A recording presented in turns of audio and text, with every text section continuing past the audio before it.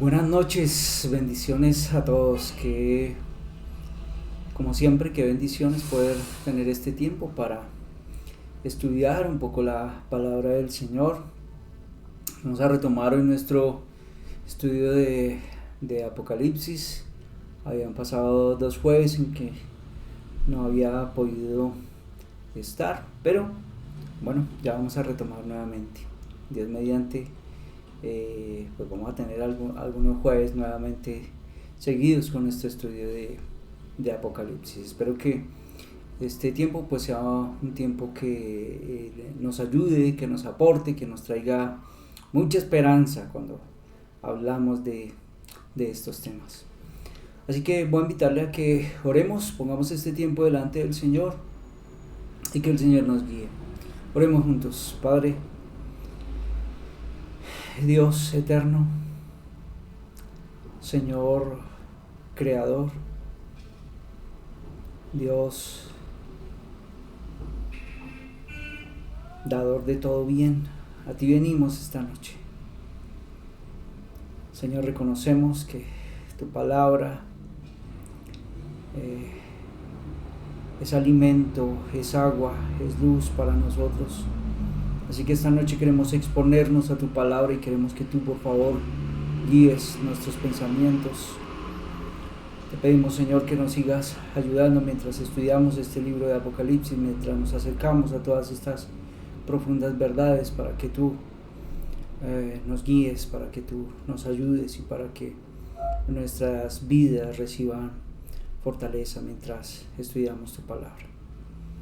Te doy gracias por cada uno de mis hermanos, por cada una de las personas que sigue este estudio. Te pido que mientras estudiamos tu palabra, pues nuestros corazones puedan ser fortalecidos, animados. Que tu palabra, Señor, pueda cautivar nuestra mente, nuestro corazón, nuestros afectos. Ponemos este tiempo delante de ti, como siempre te pedimos, por favor, socórrenos, ayúdanos, porque te lo rogamos en el nombre de Jesús. Amén. Muy bien, voy a invitarles a que abran sus Biblias. Apocalipsis capítulo 17. Vamos a leer todo el capítulo como para que volvamos a tener todo el contexto. Apocalipsis capítulo 17, vamos a leer del verso 1 hasta terminar. Muy bien, dice la palabra del Señor así. Y uno de los 7 ángeles que tenían las 7 copas vino y habló conmigo diciendo: Ven, te mostraré el juicio de la gran ramera que está sentada sobre las muchas aguas. Con ella los reyes de la tierra cometieron actos inmorales, y los moradores de la tierra fueron embriagados con el vino de su inmoralidad. Y me llevó en el espíritu a un desierto y vi una mujer sentada sobre una bestia escarlata, llena de nombres blasfemos, y que tenía 7 cabezas y 10 cuernos. La mujer estaba vestida de púrpura y escarlata, y adornada con oro, piedras preciosas y perlas, y tenía en la mano una copa de oro llena de abominaciones y de las inmundicias de su inmoralidad. Y sobre su frente había un nombre escrito, un misterio: Babilonia la grande, la madre de las rameras y de las abominaciones de la tierra. Y vi a la mujer ebria de la sangre de los santos y de la sangre de los testigos de Jesús, y al verla me asombré grandemente. Y el ángel me dijo: ¿por qué te has asombrado? Yo te diré el misterio de la mujer y de la bestia que la lleva, la que tiene las 7 cabezas y los 10 cuernos. Y la bestia que viste era y no es, y está para subir del abismo e ir a la destrucción. Y los moradores de la tierra, cuyos nombres no se han escrito en el libro de la vida desde la fundación del mundo, se asombrarán al ver la bestia que era y no es y que vendrá. Aquí está la mente que tiene sabiduría. Las 7 cabezas son 7 montes sobre los que se sienta la mujer, y son 7 reyes. 5 han caído, uno es, y el otro aún no ha venido. Y cuando venga, es necesario que permanezca un poco de tiempo. Y la bestia que era y no es el 8º rey, y es uno de los 7, y va a la destrucción. Y los 10 cuernos que viste son 10 reyes que todavía no han recibido reino, pero que por una hora reciben autoridad como reyes con la bestia. Estos tienen un mismo propósito y entregarán su poder y autoridad a la bestia. Estos pelearán contra el Cordero los vencerá, porque Él es Señor de señores y Rey de reyes, y los que están con Él son llamados escogidos y fieles. Y me dijo: las aguas que viste donde se sienta la ramera son pueblos, multitudes, naciones y lenguas. Y los 10 cuernos que viste y la bestia, estos odiarán a la ramera y la dejarán desolada y desnuda, y comerán sus carnes y la quemarán con fuego, porque Dios ha puesto en sus corazones el ejecutar su propósito, que tengan ellos un propósito unánime y den su reino a la bestia hasta que las palabras de Dios se cumplan.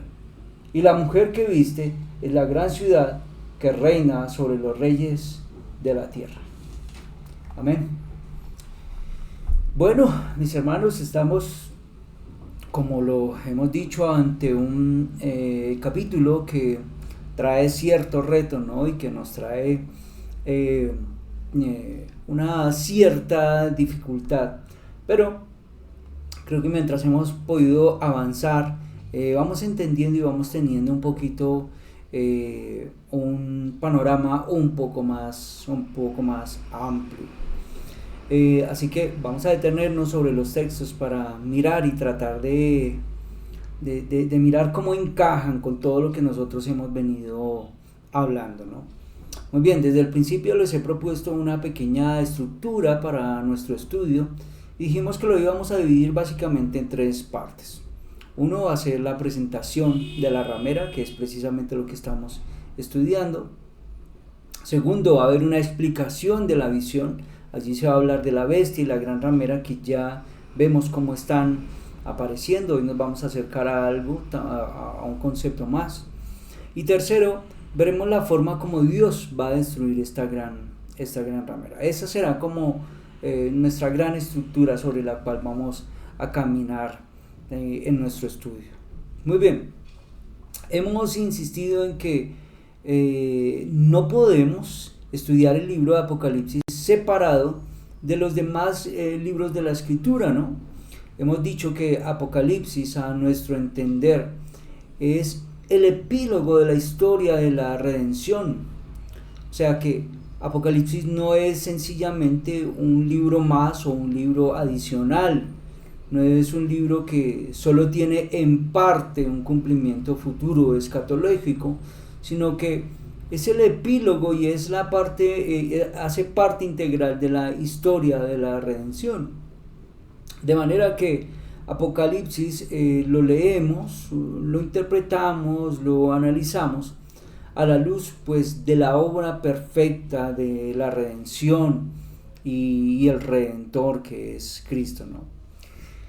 El capítulo 17 que acabamos de leer, como casi todos los capítulos de Apocalipsis, recordemos que son simbólicos. Deben ser tratados de acuerdo a su género, deben ser interpretados de acuerdo a ese género apocalíptico, ¿no? Un género que está cargado de bastante simbología, de bastante metáfora. Y cuando la literatura es simbólica, pues eso nos presenta toda una riqueza conceptual para que nosotros pues tengamos eso en cuenta al momento de entrar a su análisis. También tenemos que decir que sí pudiera presentar alguna dificultad, porque con mucha facilidad en la literatura simbólica, en este tipo de textos, podemos terminar haciendo aplicaciones o podemos terminar haciendo conclusiones como muy categóricas y sin mucho juicio, y con eso debemos tener mucho cuidado. Pudiéramos perder la seriedad al momento de ver el texto y a veces podríamos terminar con los símbolos por ahí como volando y divagando y quitando la fuerza a lo que realmente tiene fuerza y valor en el texto. Así que hay que tener eso en cuenta también. Entonces debemos ser muy cuidadosos, y el único que nos puede cuidar de caer en esas alegorías extrañas, en distracciones y en dispersarnos, pues por supuesto que es el Espíritu Santo que nos guía al mismo texto de la Escritura. Así que tenemos toda la provisión del Señor también para ser guardados en ello, ¿no? Entonces, como para que retomemos nuevamente nuestro pensamiento. Estamos ante un tema que es complejo en Apocalipsis, que algunos han utilizado según su propio interés. De hecho, algunos han desviado el tema de acuerdo a cómo les ha parecido. Hemos dicho que este texto hace parte integral de una sentencia que va a dar el Señor contra la gran ramera, que hace parte del desarrollo amplio y del despliegue generoso que hace Dios a través del apóstol Juan para hablarnos de esa sentencia categórica. Nos hemos referido a esta sentencia como una sentencia muy contundente, pero también es muy amplia y es muy plena. Es una sentencia que recae sobre una mujer o sobre una gran ramera, como es descrita pues al principio del capítulo 17. Algo para recordar es que dijimos que esta mujer no es una mujer literal, debe ser entendida de acuerdo al texto como lo estamos leyendo. Lo que se quiere comunicar es una descripción en un lenguaje figurado, de manera que nuevamente repitamos que todo esto es solo un símbolo. Muy bien, tenemos entonces a un ángel que habla con Juan y ese ángel le va a mostrar algo. Y el capítulo entonces nos introduce en ese tema jurídico. Nos hablará de una sentencia, de un veredicto judicial que se va a pronunciar contra alguien. Es una sentencia condenatoria, es una sentencia penal. Recordemos todos esos pequeños detalles. Y en este caso es una sentencia que está dirigida pues contra la gran ramera. Vamos a darnos cuenta que es un juez supremo el que va a dar un fallo. Esta sentencia, como lo vamos a ver, reviste una gran importancia en la historia de la redención. El despliegue que se le va a dar a esta sentencia lo vamos a encontrar bastante amplio. De hecho, abarcará el capítulo 17, el capítulo 18 y el capítulo 19. Y es una sentencia muy especial porque va a tener todos esos componentes jurídicos, los necesarios. O sea, será una sentencia también justa, será un juicio justo el que se va a hacer. En el texto entonces nos aparece descrita una ramera, ¿no? Quiero que volvamos a leer nuevamente el verso 1 y el verso 2. Dice: y uno de los 7 ángeles que tenía las 7 copas vino y habló conmigo diciendo: ven, te mostraré el juicio, nótelo, de la gran ramera que está sentada sobre las muchas aguas. Con ella los reyes de la tierra cometieron actos inmorales, y los moradores de la tierra fueron embriagados con el vino de su inmoralidad. Ok, entonces el texto nos va a describir una ramera. Evidentemente hay algo que se quiere comunicar con una descripción como tan cruda y tan fuerte, ¿no? Entonces debemos entender primero la identidad de esta mujer para que nosotros podamos entender qué es lo que significa. De manera que el Señor le va a mostrar a Juan algunas características de esa mujer para que él entienda, para que él la pueda identificar con toda claridad. Y les he dicho que por extensión, al ser explicada todas estas figuras a Juan, al ser explicada todas estas figuras para las personas iniciales, quienes van a recibir esta palabra, pues nosotros también las vamos a poder entender. En realidad, entonces el asunto no es tan oscuro como algunos creen, y no es tan oscuro como para que nosotros empecemos a divagar por ahí. Lo que tenemos que hacer es prestar mucha atención a lo que el mismo texto nos comunica y cómo nos lo comunica. Así que ya hemos entrado y ya hemos visto algunas de esas características. Juan describe primero a la gran prostituta o a esta ramera, y lo que se le muestra a Juan es el calificativo de esa mujer. Por eso leemos en el texto la gran ramera. Ya nos referimos a ello y ya hablamos de ello. Una segunda característica que notamos en el texto es su dominio. Así que se dirá de esta gran ramera que se sienta sobre muchas aguas. ¿Eso qué implica? Bueno, lo que significa es que ejerce autoridad, que tiene dominio. También tenemos un tercer aspecto y es quiénes son los cómplices de esta mujer. Y esto es importante porque entonces en la denuncia del texto no solo se va a condenar a esta mujer fornicaria, sino también a todos los que han fornicado con ella. Y ella es, como dice el versículo, con quien han fornicado los reyes de la tierra y con quien los moradores de la tierra se han entregado con el vino de su fornicación. Muy bien, hasta ahí llegamos, hasta el verso 2. Para extender un poco más este pequeño resumen que les he hecho, si quiere puede ir a las enseñanzas anteriores, sobre la cual detallamos y abrimos más el contexto. Muy bien, hasta el momento entonces tenemos esas 3 características. Veamos una cuarta más y quiero que veamos el texto 3, parte A. Dice, y me llevó en el espíritu a un desierto. Así que como cuarta característica, veamos dónde se encuentra esta mujer. ¿Cuál es aquel lugar al que el ángel lleva al apóstol Juan para que él vea a esta mujer? Muy bien, según el verso 3 dice, y me llevó en el espíritu a un desierto. El ángel llevó a Juan en el espíritu a un desierto. Esa frase debe llamar poderosamente nuestra atención esta noche y ya les voy a explicar por qué. Lo lleva a un desierto en el espíritu, y me llevó en el espíritu a un desierto.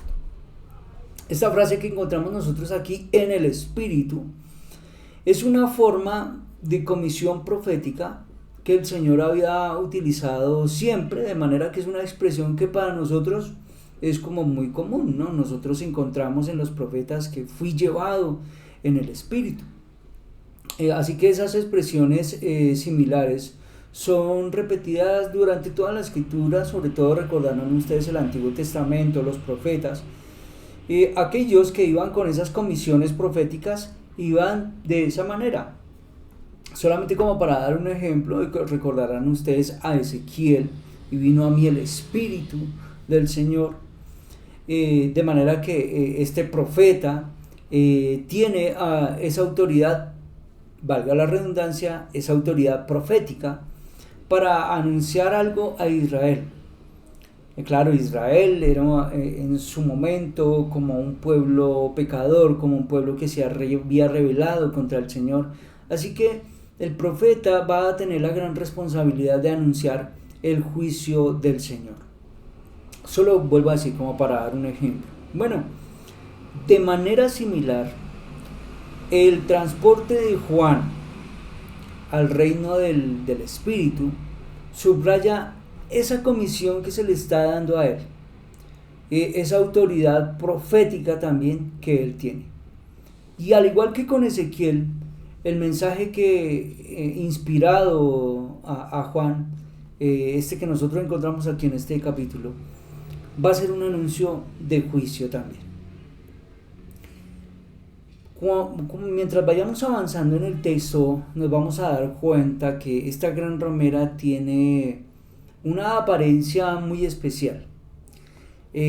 Vamos a notar que parece ser que esta mujer tiene una apariencia de una gran opulencia, pero a pesar de su opulencia, a pesar de esas características externas, a pesar de sus apariencias, como ya les digo, luego nos vamos a detener a ver, a pesar de todo ese poder que quizás pudiera ostentar esta ramera, recuerde que está sentada sobre las aguas, pues esta mujer es destinada al juicio.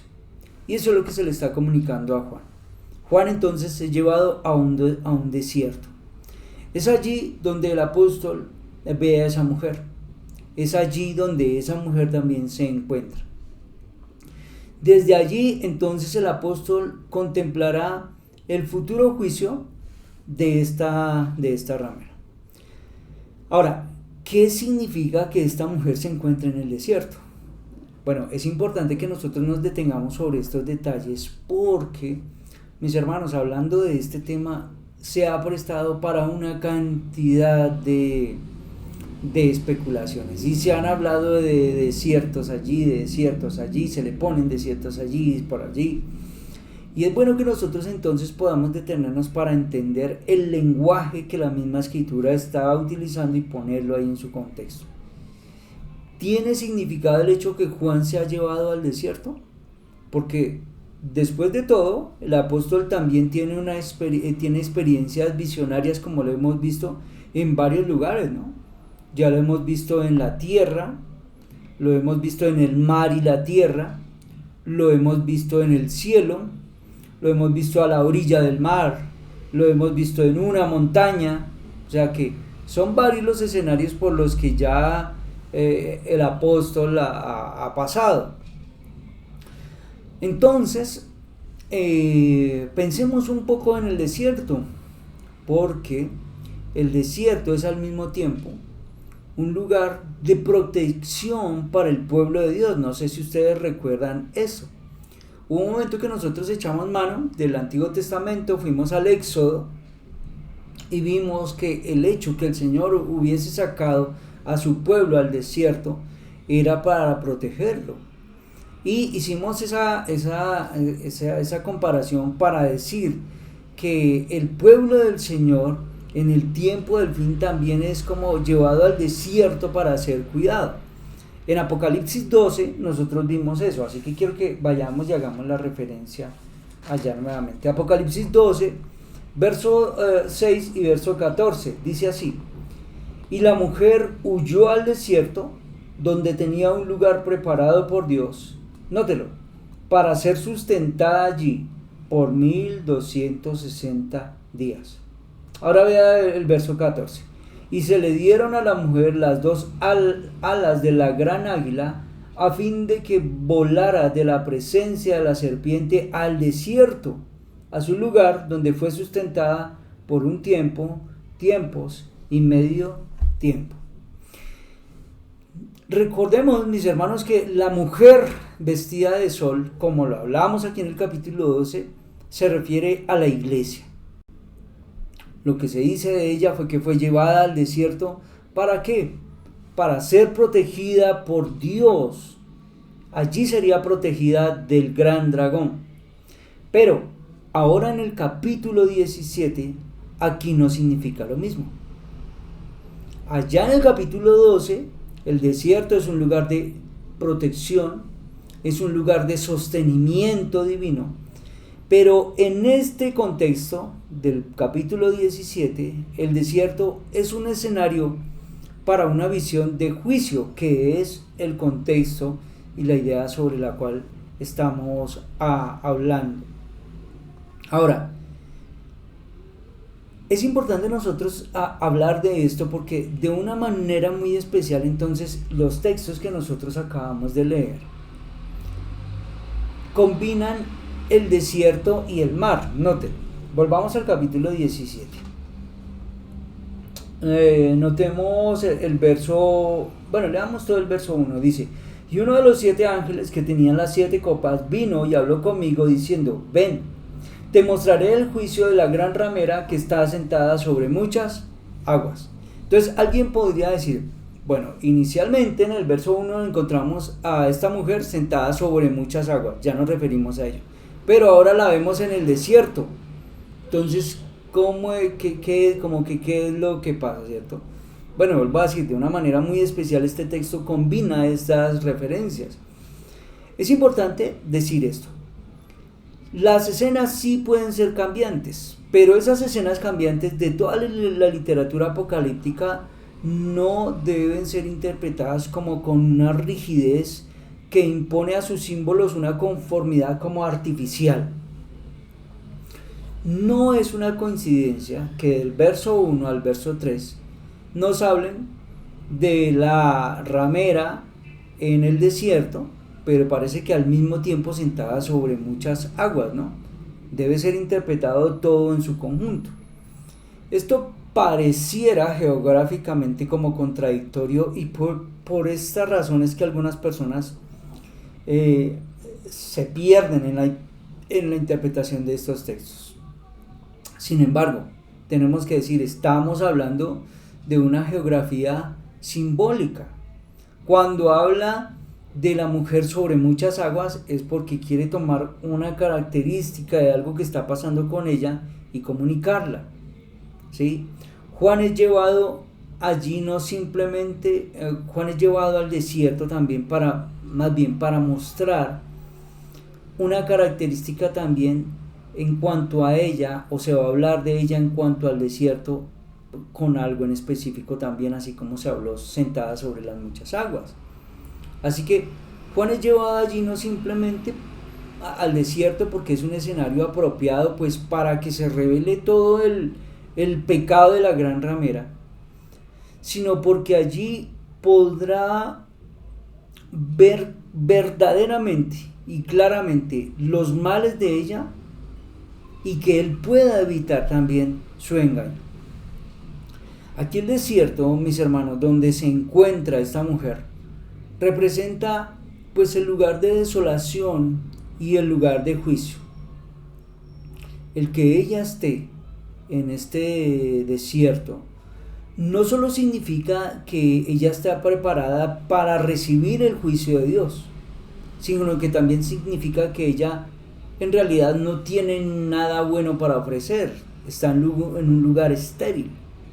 Aquí haríamos bien entonces en nuevamente echar mano de los profetas del Antiguo Testamento para que nosotros entendamos un poco el mensaje. Resulta que el profeta Isaías dijo algo de lo que vendría sobre Babilonia en el pasado.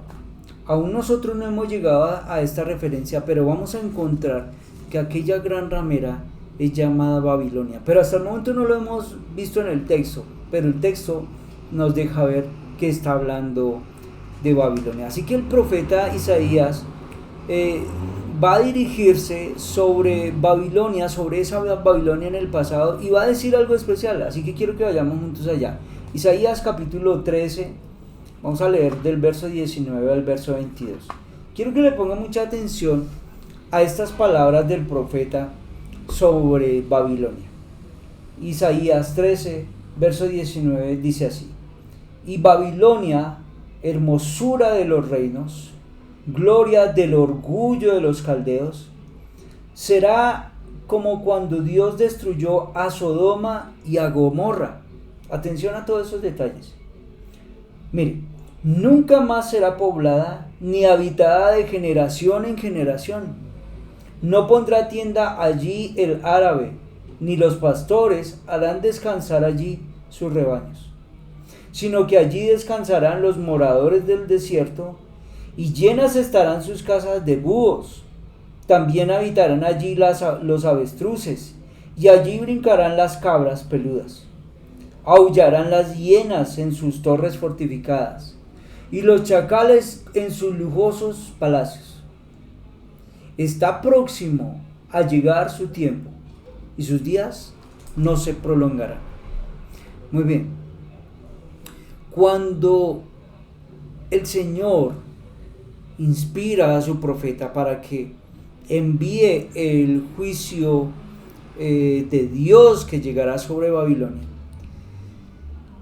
quedará como un desierto según las palabras como lo tenemos en el texto. Será una tierra aterradora. ¿Se dan cuenta cómo el texto nos dice que será como, o más bien trae el recordatorio de Sodoma y Gomorra? Si notaron toda la descripción que se hace de los animales que están allí, ¿no? Todas esas descripciones que el profeta hace de esos animales aquí son aquellos que viven así, en el desierto. ¿Qué significa aquí que Babilonia sea hecha por Dios un desierto? Bueno, que estaba bajo el juicio de Dios, que ella será estéril, que ella no tendrá frutos para dar. De hecho, fue allí donde el profeta escuchó palabras que ya nosotros hemos referido. Cayó la gran Babilonia.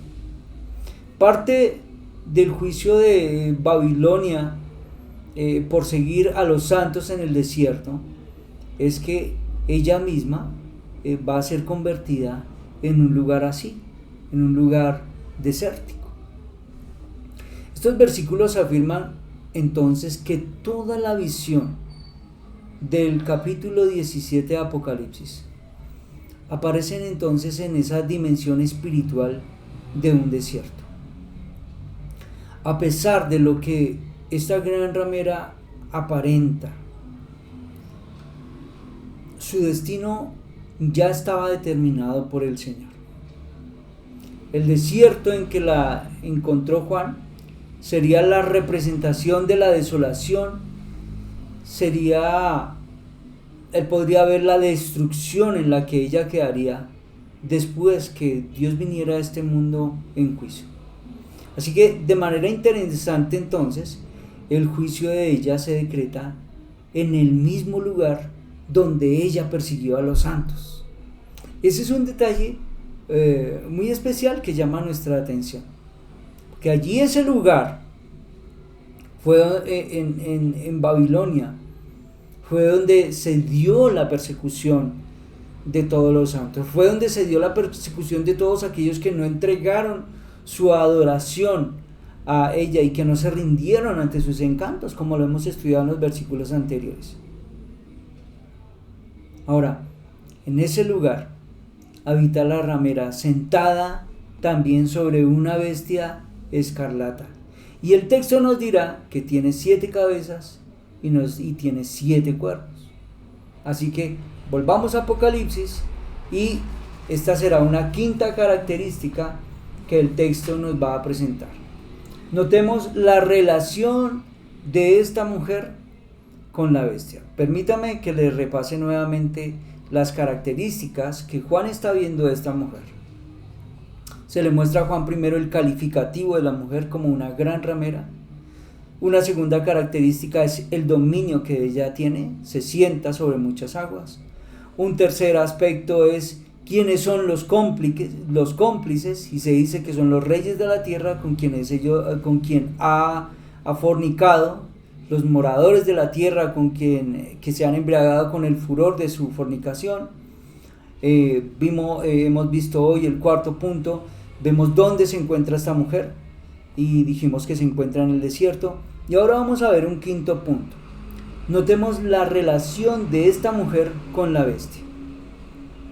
El contraste entre Juan, que está en el espíritu, y la mujer que cabalga la bestia de la blasfemia es importante para nosotros.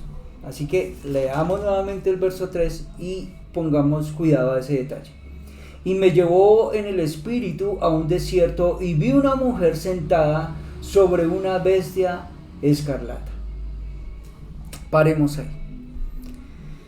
Esta bestia escarlata no es otra que esa que subió del mar que nosotros ya hemos estudiado en Apocalipsis capítulo 13. No voy a detenerme para ir allá nuevamente. Si usted quiere estudiar un poco sobre el asunto, le invito a que vea las otras enseñanzas. Pero lo que dijimos en su momento de esta bestia es que es, por decirlo así, es en términos coloquiales, es uno de los compinches del dragón de Satanás. De hecho, como lo vimos en el capítulo 13, es su brazo opresor. Esta bestia es la que hace guerra contra los santos. Esta bestia es la que hace guerra contra Dios y habla blasfemias contra Dios. Esta bestia es la que cree que es Dios en la tierra, y al creer que es Dios en la tierra, dijimos que ella iba a tratar de seducir, iba a tratar de oprimir a los hombres para que ellos entregaran su adoración. Lo que ella va a querer es oprimir a todos los hombres de este mundo para que se entreguen a ella en adoración. En aquel momento nosotros dijimos que el falso profeta de hecho va a levantar una estatua de esa bestia para que los hombres se inclinen, para que los hombres la adoren, para que los hombres se entreguen a ella. Bueno, esta es la bestia sobre la cual Juan vio montada a aquella mujer, a la gran ramera.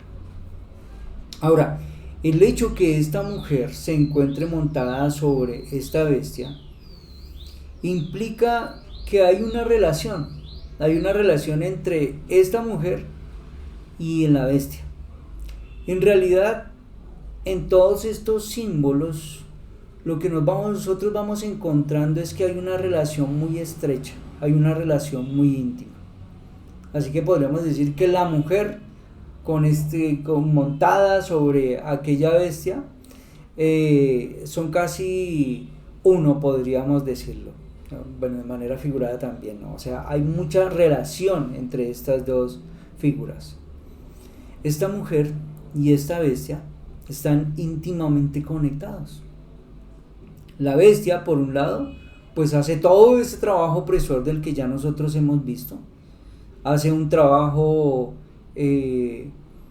donde va a traer, donde va a oprimir, donde va a querer que toda la atención sea atraída sobre ella, pero también donde va a blasfemar contra Dios. Y la gran ramera, según lo que nosotros estamos viendo aquí, pues hace un poco de ese mismo trabajo, pero lo va a hacer de una manera más sutil, ¿no? Porque la gran ramera hace un trabajo seductor, ¿no? Es su gran trabajo en el mundo. Entonces, lo que implica que esta mujer está montada sobre la bestia es que su origen también es satánico. Su origen también es un origen malvado. La ramera del capítulo 17 tendrá un trabajo muy especial, como ya dijimos, será seducir a los hombres, buscar su adoración, de manera que los hombres se dejen llevar y que los hombres se dejen atrapar por esa sensualidad. Pero más adelante vamos a detallar este texto, pero el texto también nos dirá que esta gran ramera va a perseguir a los santos. ¿Y dónde lo va a hacer? Allí en el desierto. Mire, verso 6, 17, verso 6. Cuidado con todos los detalles que pasan aquí, mis hermanos. Y vi a la mujer ebria, note, de la sangre de los santos y de la sangre de los testigos de Jesús. Y al verla me asombré grandemente. Así que ella va a cumplir con su tarea, ¿no? Va a querer engañar a los habitantes de la tierra, como ya lo vimos. Según este verso 6, persigue a los santos en el desierto. Pero el desierto, recordemos que es también donde Juan es testigo del juicio de Dios, tanto de esta ramera como de la bestia y de sus aliados. Mire lo que va a pasar, luego lo vamos a detener, los vamos a detallar, pero leamos estos versos. Dice, verso 13 y verso 14, estos tienen un mismo propósito y entregarán su poder y autoridad a la bestia. Note, estos pelearán contra el Cordero y el Cordero los vencerá, porque Él es Señor de señores y Rey de reyes, y los que están con Él son llamados, escogidos y fieles. Ahora, continuemos. Verso 15. Y me dijo, las aguas que viste donde se sienta la ramera son pueblos, multitudes, naciones y lenguas. Y los 10 cuernos que viste y la bestia, estos odiarán a la ramera y la dejarán desolada y desnuda y comerán sus carnes y la quemarán con fuego. Verso 17, mire esto, hermano. Porque Dios ha puesto en sus corazones el ejecutar su propósito, que tengan ellos un propósito unánime y den su reino a la bestia hasta que las palabras de Dios se cumplan. Esto, mis hermanos, luego vamos a detallar todos esos textos, pero este es el juicio que le espera a la ramera, que le espera a esta bestia que encontramos en este texto. Quisiera que nosotros pudiéramos reflexionar sobre este asunto el día de hoy, sobre el significado del desierto en estos versículos.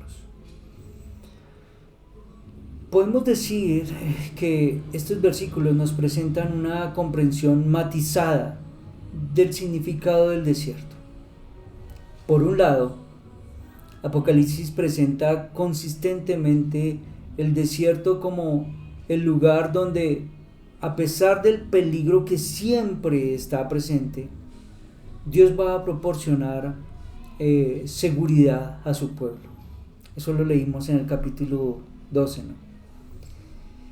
Y en este lugar de ataque al pueblo de Dios, donde Dios ahora declara su juicio sobre los atacantes, el Señor traerá también cuidado a los suyos. Así que Juan necesita ser llevado al desierto,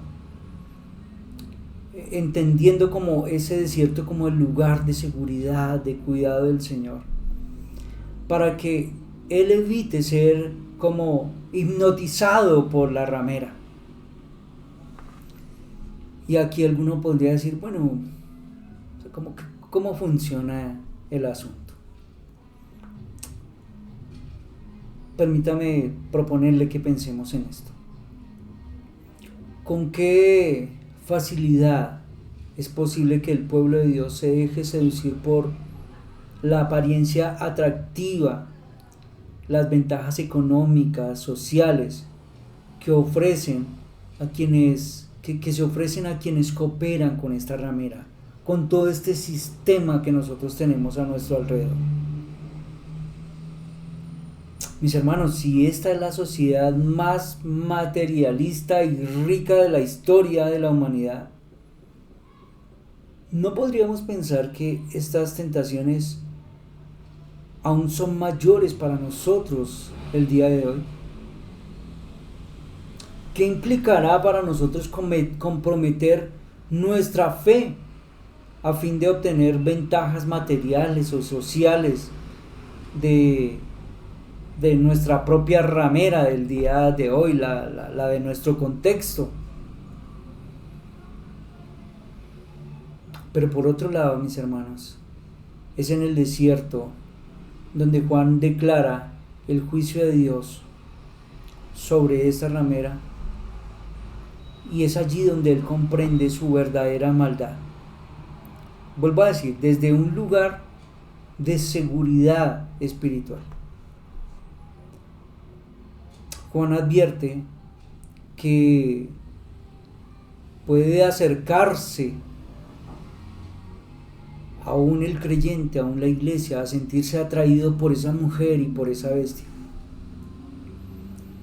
Seguramente era fácil para los primeros lectores de Juan ser seducidos por esa mujer, ser seducidos por ese sistema, ser seducidos por ese imperio. Ya hemos recalcado mucho sobre esa idea. Quizás algunos que se decían ser creyentes entregaban su lealtad y dejaban su verdadera adoración por seguir ese sistema del mundo para tener ciertos beneficios, para evitar la persecución. Así que posiblemente Juan tuvo que pintar todos estos personajes malignos de una manera tan horrible para que los santos no se sintieran atraídos con demasiada facilidad. Por eso es una palabra profética, por eso es una palabra de advertencia para el pueblo del Señor también. Ahora, aquí vamos a equilibrar algo, mis hermanos, porque nosotros hemos estado resaltando que esta sentencia de la cual se va a hablar aquí es sobre la ramera. Hemos dicho que esta sentencia no tiene nada que ver con los creyentes, porque ellos han sido sellados por el Espíritu del Señor, porque los santos no tienen nada que ver aquí. Y eso pues nos trae alivio, y eso le traía alivio a la iglesia del primer siglo mientras leía todas estas palabras. Eso significa que ellos estaban a salvo, que nosotros estamos a salvo, que no seremos contaminados con estos sistemas de impiedad. Pero lo que Dios quiere es mostrarle a Juan lo que sucederá con todos aquellos que no adoran al Dios verdadero. Entonces, el llamado es una exhortación a estar alerta. Si bien el creyente está seguro en las manos del Señor, si bien el creyente está seguro en el lugar que el Señor ha provisto para él, el creyente también debe ser exhortado hoy a estar alerta. Deben estar muy pendientes ante un sistema mundano que está entregado a la adoración, que está alejada de Dios. Deben tener cuidado de ustedes no ser seducidos por ese sistema, porque el gran propósito de la ramera es conducir al pueblo lejos de Cristo. Cuanto mejor lo pueda hacer, su trabajo estará bien hecho. La iglesia de hoy tiene que ser advertida con estar entregando su adoración a alguien que no sea el Dios verdadero. Por un lado, al pueblo se le ha dicho: tranquilos, este juicio no tiene que ver con ustedes. El pueblo del Señor está tranquilo, está reposado, el Señor cuidará de los suyos y este juicio no tiene nada que ver con ustedes. Pero por otro lado, también sirve como una palabra de advertencia para el pueblo, y a decir: ustedes deben cuidar su adoración y ustedes deben estar advertidos de que hay una tentación que está vigente para hoy. Muchos creyentes, o bueno, creyentes, ya podemos decir que solo unos creyentes nominales, ¿no?, puestos entre comillas, desviaron su adoración y se dejaron seducir en el primer siglo por esta ramera, por este sistema en su momento. Hoy tenemos a la misma ramera haciendo el mismo trabajo por medio de todo este sistema. Y la iglesia debe ser advertida. Y nosotros que escuchamos hoy su palabra debemos ser advertidos, porque hay una guerra hoy en medio de nosotros. Seremos cuidados, seremos guardados, pero nosotros también tenemos una responsabilidad. Así que tendremos que revisar también nuestra vida. Entonces la palabra es la palabra de Juan como un profeta que se está levantando en medio de su tiempo para decir: abran sus ojos y hay que tener cuidado con todo ello. Es una exhortación que sigue vigente para nosotros hoy. Es una exhortación que sigue vigente hoy para la iglesia del Señor. Muy bien, mis hermanos, espero que podamos ser nosotros animados también con estas palabras y que podamos nosotros estar alertas y recibir el mensaje y la trompeta sonando del Señor para nosotros. Oremos. Dios de toda gracia, reconocemos en ti, el Señor, dador de tu palabra, de manera que hoy nos hemos acercado a tus palabras. No nos hemos acercado sencillamente a un libro cualquiera, nos hemos acercado a tus palabras. Tu palabra nos ha hablado claramente y nos ha hablado fuerte esta noche. Tu palabra nos ha advertido hoy, así como tu palabra nos trae consuelo, nos trae alivio, y nosotros podemos descansar en que en tus manos estamos seguros, que tú tendrás cuidado de nosotros, que tú no permitirás que uno de los tuyos se pierda. Pues de igual manera, hoy la iglesia del Señor debe ser advertida en cuanto a su adoración. Hoy nosotros debemos ser advertidos en cuanto a esta guerra de altares en la cual nosotros vivimos. Así que Gracias, Señor. Recibimos tu exhortación y recibimos tu palabra esta noche. Te rogamos que nos ayudes para que nosotros podamos ser agudos en nuestra visión, que nosotros podamos hablar claramente, que nosotros podamos tener nuestra mente despierta, nuestros corazones, nuestros sentidos despiertos ante la advertencia que tú nos haces esta noche. Señor, gracias. Hoy descansamos en que tu pueblo escogido, en que tu pueblo elegido está seguro. Pero hoy también recibimos tu exhortación. Nosotros necesitamos tener cuidado de nuestras vidas. Gracias por la obra de tu Espíritu, Señor, que nos hace estar alerta y que nos hace reaccionar también ante todo ello. Te ruego, Señor, que nos ayudes. Te ruego que nos enseñes a ser sensibles, a ser agudos ante la demanda de este mundo. Que nosotros podamos ser radicales, permanecer firmes, buscando nuestra santificación cada día, preocupándonos en ella, esforzándonos en ella. Ayúdanos, Señor, danos de tu gracia, danos de tu Espíritu, te lo rogamos. Todo esto te lo pedimos en el nombre de Jesús. Amén. Muy bien, mis hermanos, muchas gracias. Gracias por estar aquí esta noche. Gracias por ese ánimo con el que ustedes se acercan a nuestros estudios los días jueves. Hemos tratado de alimentarlos, así que esperamos que ustedes puedan ser animados con todo esto todo el tiempo. Dios mediante, nos vemos el día domingo, nuestra reunión habitual. Empezamos 7:30 de la mañana con un tiempo de oración, así que le invito a que usted pueda llegar tempranito y nos pueda acompañar. Dios mediante, el domingo tendremos la visita de un pastor muy querido, amigo de la casa, el cual nos va a compartir la palabra del Señor, así que están todos cordialmente invitados. Que el Señor les bendiga, que tengan buena noche, bendiciones, chao.